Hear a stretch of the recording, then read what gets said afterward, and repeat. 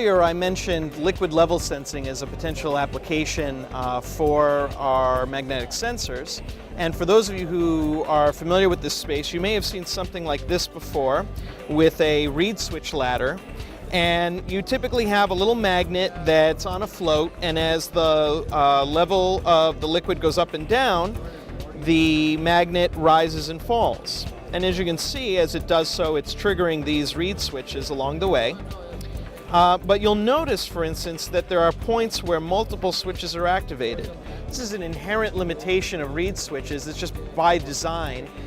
They have multiple activation points, so you either have to work within that and handle it in your software, or construct the ladder in such a way to minimize these activation points.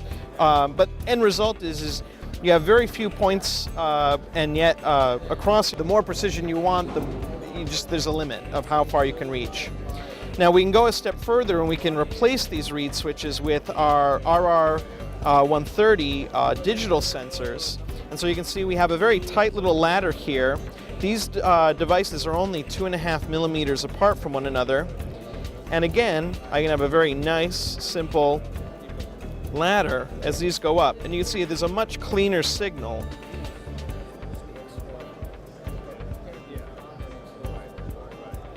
as it moves. Or, utilizing the analog sensor I demonstrated earlier, we can actually eliminate the ladder entirely and just have a single sensor at the bottom of the reservoir detecting as the magnet is going up and down.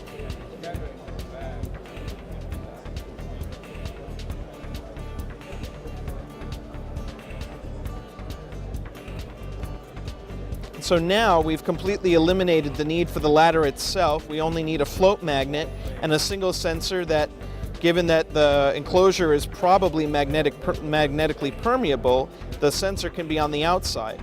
So that greatly simplifies the construction of the overall reservoir. It eliminates a significant number of components that would otherwise be necessary to build this liquid level sensor. Net result, and you get higher precision.